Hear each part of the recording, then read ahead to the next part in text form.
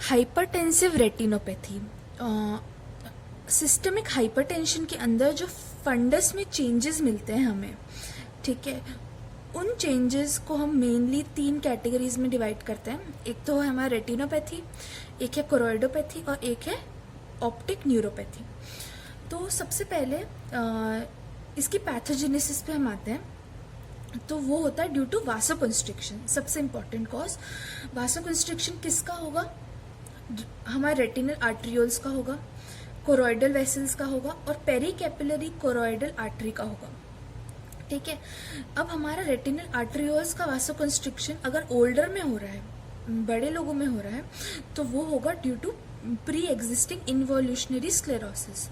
ठीक है, और अगर हमारा वासोकंस्ट्रिक्शन कोरोइडल वेसल्स में हो रहा है तो that will cause choroidal and retinal pigmentary epithelium का इस्चीमिया।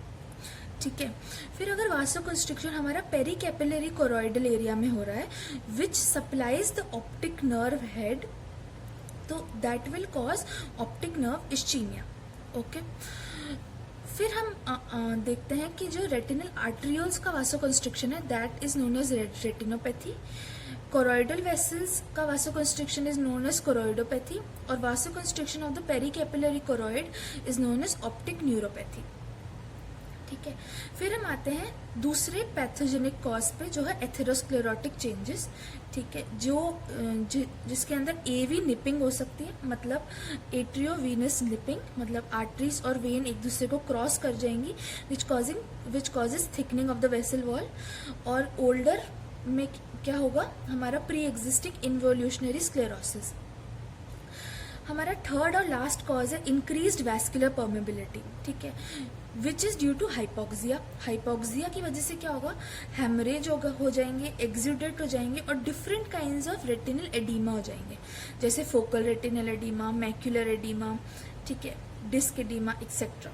ठीक है, तो सबसे पहला कॉज है हमारा वासोकंस्ट्रिक्शन, एथेरोस्क्लेरोसिस दूसरा कॉज, और थर्ड है इंक्रीज वैस्कुलर परमेबिलिटी। अब हम आते हैं इसके टाइप्स पे। तो इसके 2 क्लिनिकल टाइप्स हैं। पहला तो है हमारा क्रॉनिक हाइपरटेंसिव रेटिनोपैथी। जो क्रॉनिक हाइपरटेंसिव रेटिनोपैथी है उसको भी हम 2 टाइप्स में डिवाइड कर सकते हैं। एक तो है हाइपरटेंशन विद इन्वोल्यूशनरी स्क्लेराइन स्क्लेरोसिस, ठीक है, जो कि मैंने बताया कि एल्डरली पीपल में होता है ग्रेटर देन 50 ईयर्स। दूसरा कॉज हो सकता है chronic hypertension with compensatory arteriolar sclerosis, जो कि यंग में होता है। इसमें क्या होता है?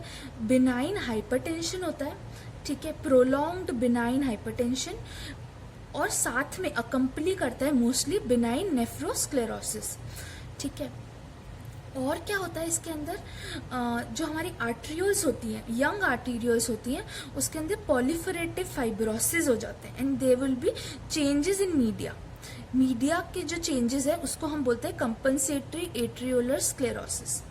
ठीक है, अगर ये डिजीज आगे प्रोग्रेस कर जाती है तो it can also cause renal retinopathy. इसको अपन एल्ब्यूमिनिक या फिर रीनल रेटिनोपैथी भी कहते हैं। ठीक है, तो 2 टाइप से हो सकती है क्रॉनिक हाइपरटेंसिव रेटिनोपैथी, या तो ओल्डर में होगी जो कि इन्वोल्यूशनरी सेलाइन स्क्लेरोसिस के वजह से हो सकती है, या फिर यंग में होगी, ठीक है, विद कंपल्सरी एट्रियोलर स्क्लेरोसिस, जिसके अंदर proliferative fibrosis with changes in media होंगे। इसके अंदर कंपनसेटरी एट्रियोलर स्क्लेरोसिस मिलेगी और एडवांस केसेस में रीनल रेटिनोपैथी मिलेगी। अब इसके अंदर फंडस चेंजेस क्या क्या आते हैं? सबसे इंपॉर्टेंट जो फंडस चेंज है हमारा वो है जनरलाइज आर्टीरियल नैरोइंग। तो क्या होगा? हमारी जो आर्टरी है वो नैरो हो जाएगी। क्यों? क्योंकि वासोकंस्ट्रिक्शन हो रहा है। ठीक है, तो देर इज डिफ्यूज वासोस्पाज्म, जिसकी वजह से वासोकंस्ट्रिक्शन हो जाएगा। या फिर दूसरा कॉज हो सकता है स्क्लेरोटिक फेज। स्क्लेरोटिक फेज मतलब जो एल्डरली पीपल में हो रहा था। इसके अंदर क्या होता है? जो हमारा इंटीमा होता है उसकी थिकनिंग हो जाती है due to hypoplasia of the tunica media के हाइपोप्लेजिया की वजह से, या फिर हेलाइन डीजेनरेशन की वजह से। ठीक है, जो हमारी आर्टरी होती है वो नैरो हो जाती है और टॉर्चोसिटी जो होती है उसकी बढ़ जाती है। ठीक है, अब दूसरी कॉज क्या है? Focal narrowing. ये तो था जनरलाइज्ड नैरोइंग। फोकल नैरोइंग मतलब लोकलाइज्ड एरिया पे वासोकंस्ट्रिक्शन हो जाना, एग्जाम्पल डिस्क पे।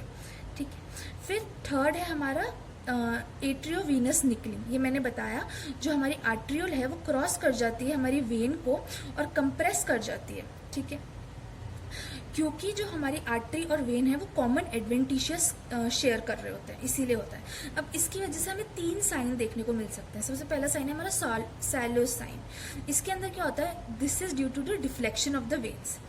दूसरा साइन है हमारा बॉनेट साइन, इसके अंदर क्या होता है, blanking of the veins distal to the AV crossing. Gun sign में क्या होता है, tapering of the veins on the either side of the crossing. तो सबसे पहले क्या होता है, वेन्स का डिफ्लेक्शन हो सकता है, वेन जो होगी वो ब्लैंक हो जाएगी ड्यू टू एवी क्रॉसिंग। और गन साइन में क्या होगा कि जो क्रॉसिंग के दोनों साइड पे वेन्स जो है वो टेपरिंग एंड्स दिखाएंगी, ठीक है। फिर हमारा जो 4th पॉइंट है वो है एट्रियोलर रिफ्लेक्स चेंजेस।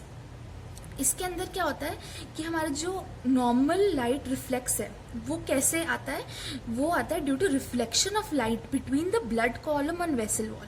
जो ब्लड कॉलम और वेसल वॉल है उसके बीच में लाइट जो है वो रिफ्लेक्ट होती है, वो reflected light bright thin blood reflex दिखाती है, ठीक है। ये जनरली ब्राइट और थिन और लीनियर ब्लड रिफ्लेक्स जो होता है वो नॉर्मली यंग लोगों में दिखता है, क्योंकि जो यंग होते हैं उसके अंदर लार्ज और ट्रांसपेरेंट ब्लड वेसल्स हमें देखने को मिलती है, ओके। फिर अगर हमें मोर डिफ्यूज और लेस ब्राइट रिफ्लेक्स मिल रहा है तो that is because of the thickening of the vessel wall, ठीक है। और ये ग्रेड 1 और ग्रेड 2 हाइपरटेंसिव रेटिनोपैथी में दिखता है।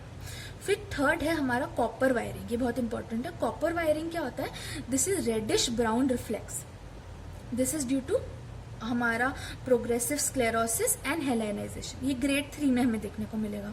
ग्रेड 4 में हमें क्या देखने को मिलेगा, ड्यू टू कंटिन्यूइंग स्क्लेरोसिस हमें ओपेक वाइट रिफ्लेक्स देखने को मिलेगा, इसको हम कहते हैं सिल्वर वायरिंग, ठीक है। तो हमारे एट्रियोलर रिफ्लेक्स चेंजेस में हमारे मेन 4 रिफ्लेक्स हैं। नॉर्मल तो हमें पता है bright thin linear blood reflex आएगा, मोर डिफ्यूज और लेस ब्राइट आएगा ग्रेड 1 और ग्रेड 2 में, कॉपर वायरिंग आएगा ग्रेड 3 में और सिल्वर वायरिंग आएगा ग्रेड 4 में। फिर 5th है सुपरफिशियल रेटिनल हेमरेजेस, जो कि फ्लेम शेप्ड मिलेंगे और हमें पोस्टीरियर पोल पे देखने को मिलेंगे at retinal nerve fibre layer, ठीक है। और ये हेमरेजेस 3 से 5 हफ्ते में डिसअपियर हो जाते हैं। हार्ड एक्सुडेट, ये क्या होते हैं, ये लिपिड डिपॉजिट्स हैं, ठीक है, जो कि आउटर प्लेक्सीफॉर्म लेयर्स में हमें डिपॉजिट्स दिखेंगे, ठीक है। और ये येलोइश वैक्सी स्पॉट्स हमें आइडेंटिफाई होते हैं एट द पोस्टीरियर पोल। इसको हम मैक्यूला फैन या फिर मैक्यूला स्टार नाम से भी बोल सकते हैं। और ये भी सेम इसी की सुपरफिशियल रेटिनल हेमरेजेस की तरह डिसअपियर हो जाते हैं इन 3 to 6 वीक्स।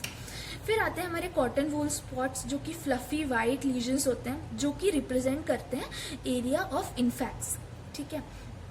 और ये क्या होता है, ये भी नर्व फाइबर लेयर्स में प्रेजेंट होते हैं, same as superficial retinal haemorrhages, और नर्व फाइबर लेयर्स में रिप्रेजेंट होते हैं, और इसको हम सॉफ्ट एक्सुडेट नाम से भी बोलते हैं, विच इज अ मिसनोमर।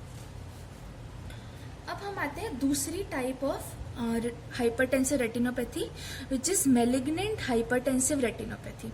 जो हमारी मेलिग्नेंट हाइपरटेंसिव रेटिनोपैथी है, ये जब हमारी क्रॉनिक रेटिनोपैथी का प्रोग्रेशन हो जाता है, रैपिड प्रोग्रेशन हो जाता है, तो हम उसको मेलिग्नेंट हाइपरटेंसिव रेटिनोपैथी कहते हैं, ठीक है। तो अब सबसे पहले इसके अंदर इसके 3 टाइप्स आते हैं। सबसे पहला है एक्यूट हाइपरटेंसिव रेटिनोपैथी। इसके अंदर क्या होता है, सबसे पहले मार्क्ड एट्रियोलर नैरोइंग होती है, जो कि उसमें भी थी। सुपरफिशियल रेटिनल हेमरेजेस होते हैं फ्लेम शेप्ड पोस्टीरियर पोल पे। सेम चीज जो अलग है वो क्या है, focal intra retinal peri arteriolar exudate, इसको हम शॉर्ट में बोलते हैं FIPTS, ठीक है। इसके अंदर क्या होता है, हमें small white oval focal lesions मिलते हैं, small white oval focal lesions, which is due to the deposition of a substance known as macromole, ठीक है।